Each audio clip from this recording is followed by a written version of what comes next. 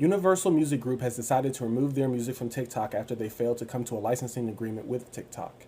I believe a lot of this is UMG's fault. But first, I'll say that in my opinion, TikTok does not pay a fair price for the music on its platform. In many cases, they pay artists a one-time payment of a couple of cents for each video that uses their song. That would be a video that TikTok could host and run ads around indefinitely.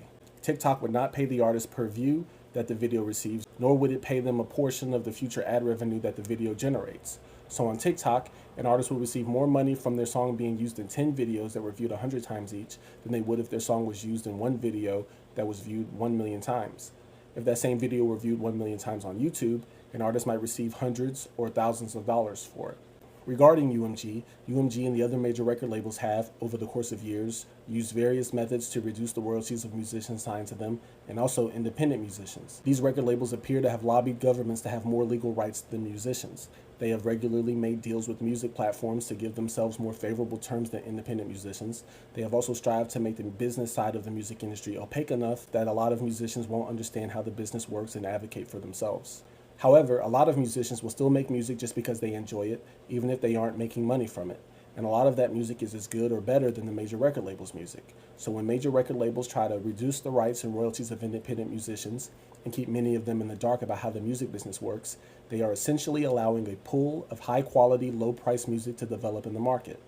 Social media companies might find that their businesses run just fine with independent music, and they may save themselves a lot of money versus licensing music signed to record labels. Spotify and Apple Music might find that they can keep more money for themselves if they set up their algorithms to elevate independent music that they don't have to pay as much in royalties for.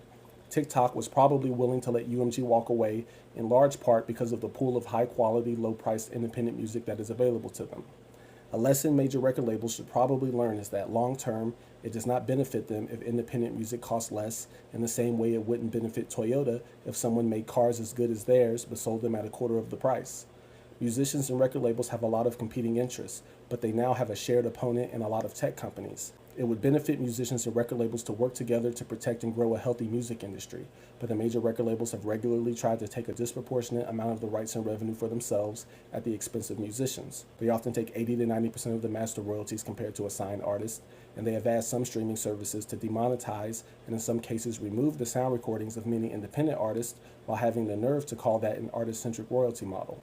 In my opinion, the major record labels should genuinely advocate for the rights and revenue of independent musicians and for more transparency and education in the music business, or they might find that many tech companies will utilize the lack of those things to cheaply license a lot of great independent music and drive down the price of both independent music and music signed to record labels. Also, absent an effective music union, a distributor removing the music they distribute from a platform is about as close as US musicians would probably get to a general strike. I do not have a huge issue with UMG taking that approach to negotiate a better deal, though I understand that some of the less famous artists on that label might be negatively affected by that. If independent artists and the distributors that distribute their music were willing to take a similar approach, they could probably get better royalty rates from music streaming platforms and social media platforms.